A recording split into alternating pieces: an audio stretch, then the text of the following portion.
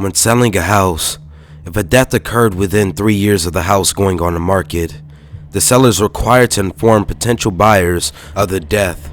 This little requirement wasn't necessary in my case.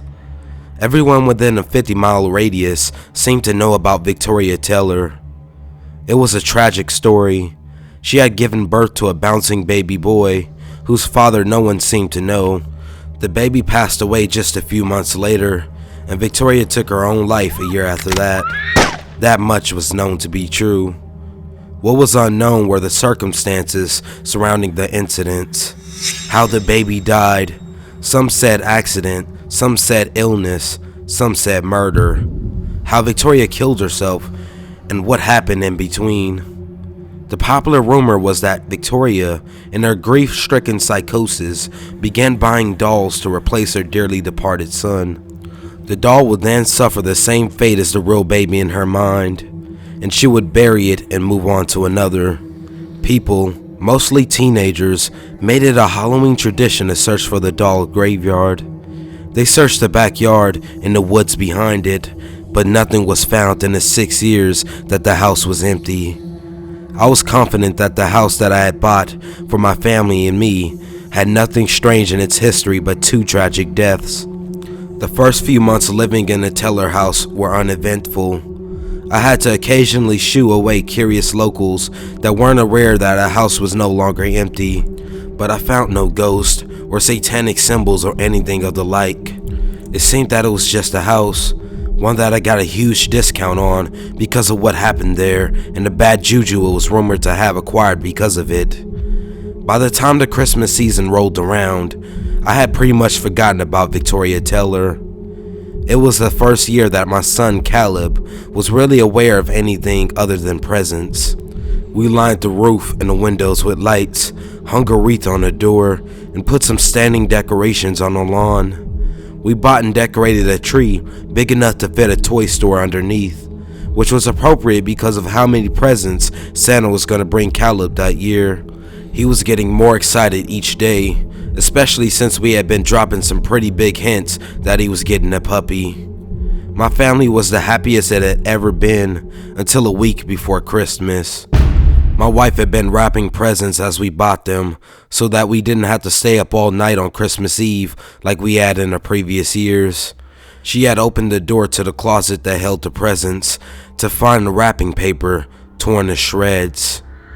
Her first thought was that Caleb had gotten into them, but I doubted that he would be able to contain his excitement if he had. It looked almost as if some sort of rodents had shredded the paper, but the boxes weren't damaged at all. We brushed it off as a mystery and moved the presents to the attic after rewrapping them. I occasionally heard some shuffling from inside that closet, but I never saw whatever critter had caused it. I figured I would call in an exterminator after Christmas to check inside the walls. Soon, things started to get really strange. I walked into the bathroom to find dirty clothes scattered around the room and a hamper on its side. My wife found the refrigerator door hanging open with food torn up and thrown on the floor. Caleb was distraught one morning when he woke up to find all of his toys that he had carefully placed in his toy box the night before had been thrown all around his room while he slept. All this and the noises in the wall were becoming more frequent and were heard everywhere in the house. My superstitious wife was becoming scared that the local urban legend was true, that Victoria Taylor still haunted the house. She reasoned that the spirit was becoming more active because we were so happily preparing for the holiday with our son, something she never got to do. I laughed at her theory. Now I wish I never had. Christmas Eve, my wife and I put Caleb to bed. We had to return to his room several times to tell him that if he didn't go to sleep, Santa wouldn't bring him anything. When I was convinced that he was finally going to stay in his bedroom, I picked the puppy up from my mother's house and brought it home. We hadn't named him yet, but he was a golden retriever puppy that was as energetic as he was soft and fluffy. After playing with him for a while, we put him to bed in his crate, ate the cookies Caleb left for Santa, and turned in for the night. I was jerked from my slumber by a blood-curdling scream. My wife and I followed our son's cries for help in the living room, Caleb had snuck out of bed and found the puppy. Instead of the happy fluff ball that we had left by the tree, he found a mangled metal crate filled and surrounded by fur, blood, and chunks of discarded meat. My wife took Caleb into another room to console him, while I checked for intruders and signs of a break-in. I found nothing, so I returned to the living room and began cleaning up the mess. I was kneeling on the floor, convincing myself that there was a silver lining in the fact that we had hardwood floors instead of carpet, when I heard a tinkling noise come from the tree. I turned my head just in time to see a pair of big blue eyes staring at me from the branches. I jumped to my feet and backed up a few paces just as the first doll dropped from the tree. It was followed by 3 others. They were those delicate porcelain dolls wearing what were probably pretty little dresses at one time. I couldn't tell because the dresses were covered in dirt and blood. I watched with a mixture of terror and disbelief as all 4 dolls slowly rose from the ground and started towards me. The screams of my wife and son snapped me out of my horrified trance. The dolls' heads turned as I ran from the room to find my family. I raced up the stairs to my bedroom, where I found my wife standing on our bed with Caleb in her arms. Dozens of porcelain dolls, varying in states of damage and filth, were standing on the floor surrounding the bed. They were making their way towards my loved ones with their tiny arms stretched out, reaching for the woman and child who were desperately trying to stay away. I started kicking the little demons out of the way as I hurried to the rescue of my wife and child. I didn't think a bunch of fucking dolls would be so hard to push through, but I was wrong.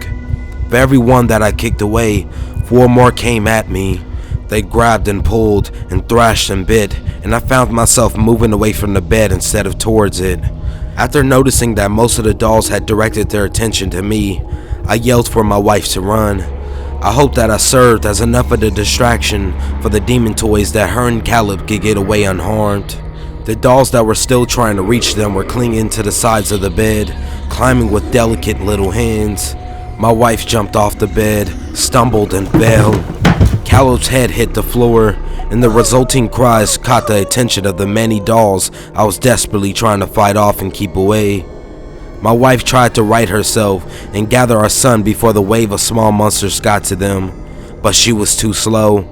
I watched as the dolls quickly swarmed Caleb and began tearing at his flesh. My wife started trying to get them away, but they turned on her when Caleb stopped thrashing. I made my way to them just as my wife stopped fighting. I saw the despair in her eyes as a doll with black hair and a gray tattered dress bit a chunk from her throat. The creatures moved so fast. There were so many of them. We didn't stand a chance. I don't know how long I stood in my bedroom, watching a horde of dolls ripping apart the 2 people I loved the most in the world, before I realized that I was no longer being attacked. Every porcelain creature was crowded around what was left of my wife and son, feasting on them. I've regretted what I did next every day since. I ran. I bounded down the steps as fast as my feet would carry me. I reached the front door when I heard a woman's voice come from the 2nd floor. "That's right, my children. Fill those bellies so you can grow big and strong." I shut the door behind me and fell down the steps on the front porch. After vomiting up the cookies I had eaten earlier that night, I turned to look at the house. Peeking out of the window, illuminated by the colorful Christmas lights, was a gaunt woman wearing a tattered black dress. She smiled through a veil of stringy hair as a doll climbed up on the front of her dress and into her arms, then closed the curtain. If you like this video, please hit that thumbs up button. Make sure to comment what you think and share this video, and definitely subscribe. And make sure you head over to my Mad Army channel and check out my new video, 10 Illuminati card game predictions that will blow your mind.